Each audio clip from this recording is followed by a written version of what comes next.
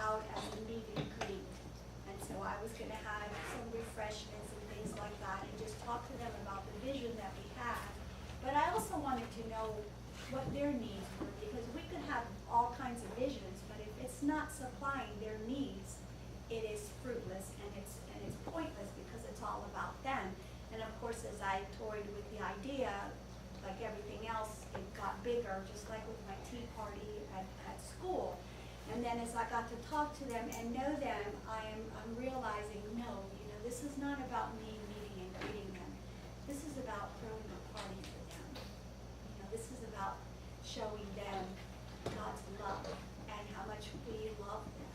And I started thinking, they probably maybe have never been to something that's been put on for them. And then I thought, well, maybe I need to do it like I did with my girls at school and my boys at tea party, where it's with nice linens and nice plates and all of that. So yesterday I said, when I was talking to them, I said, no, this is a party for you. This is all about you. And for you to know that we're here for you, that we're here to serve you, and how we can best serve you. And of course, although when I initially was hired, the focus was on the younger girls, the high school girls. But the more that I talk to them, the more the older women are like, well, what about us? We need this. We need you. We need this. So, of course, as they talked to me about the focus, my thought was, yes, this is what I've been asked to do, but it should be the grandmothers and the mothers and the younger sisters. It's all about the girls. So, we'll have grapes and cheese. We'll have salad and black beans, white rice, puerco, pernil, and yuca. Since I'm not going to try to compete with them making mole and tacos, I'm going to make what I know how to make. You know what I mean? Yes, ma'am. And flan. Cuban flan, Spanish flan. Yes. Which is a little different than their Mexican flan.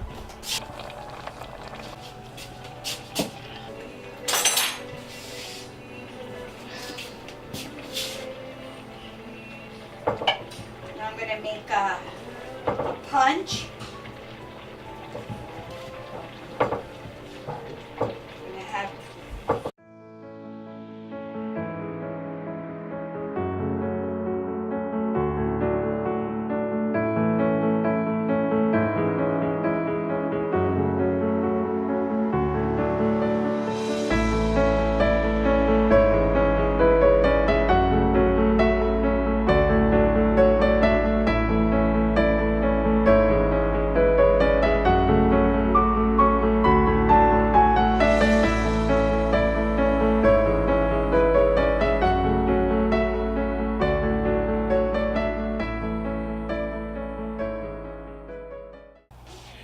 I think just outreach to other women, knowing that we care, that we share Christ, that's our common denominator, and just bringing the two worlds together.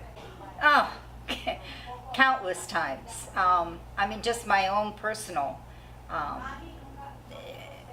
When I need her, she just seems to know when to reach out to me. Our Bible study is inspiring, and I think that a lot of that is because Dee works so hard at it before we even get there.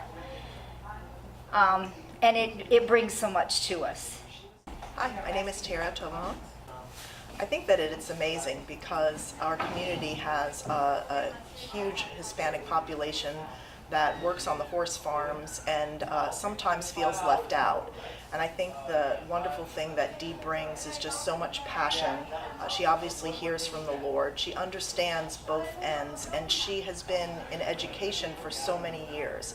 So I think that the Lord has gifted her with an ability to reach people with relevance, Obviously, she is bilingual and speaks Spanish, so just her sweet spirit, her soul, and just her knowledge.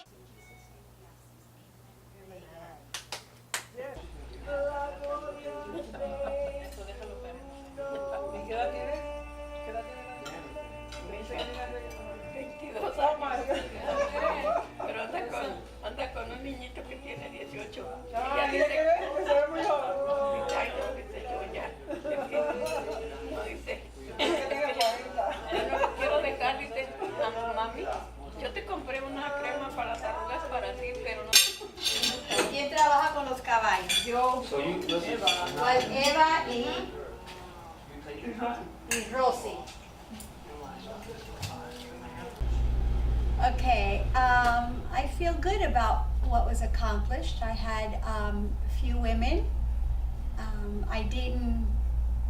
My expectations were I didn't have any other than I knew what I wanted to do. I wanted to have a luncheon, have a nice spread for these ladies to have a lovely time.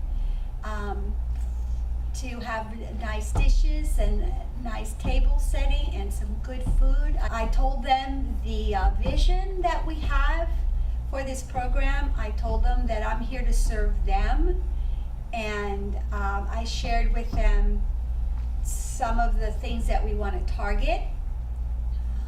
But I also wanted to know what they needed, how I could help them. And one of the great things that came about our talk, because a lot of the ladies, there were about 10 of us at this table, and they were very open. I had spoken to them before, and they were very open about their needs.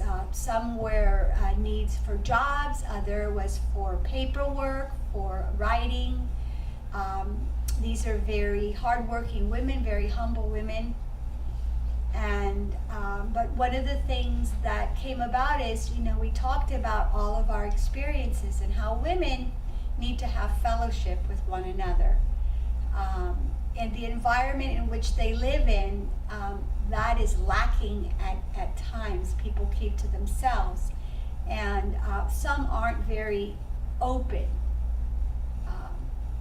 And so I was telling them that I want to foster that so they can have a safe place where they can come and they can talk. We talked about parenting, but we also talked about our spiritual needs, that if we are not spiritually sound,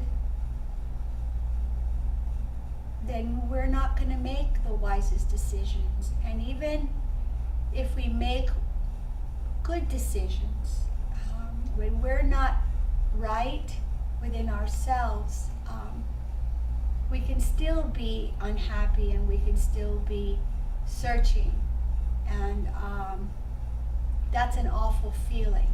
So we talked about being spiritually grounded. So I thought that it was very successful. I told them that I was also targeting the younger girls, the high school girls, and they were like, yes, yes. We spoke about early pregnancies. We spoke about early marriages, without the girls exploring that they might have other opportunities, that there's nothing wrong with marriage and children. That's a blessing from God. But a lot of times they get into these situations for the wrong reasons, and then something happens, and then they're alone with all of these children, very unprepared. And so we want them to understand that all of these things are lovely, but that there are opportunities for them. We want to empower them in a good way. My husband was like, well, what if no one comes? I said, no, I think that I will have some. If I just had one, I would call that a success. You can only reach one person at a time anyway. I also already have a paper with needs and wants, and appointments for all next week. So it's quite challenging, as a matter of fact, since I am not dedicating full time to this, but it'll probably turn out to be that. But for right now, I already call this a success. It's a sweet success, and I'm very happy. And they enjoyed their meal, and there was no pretense. It was all very authentic, and that's all I could ask for.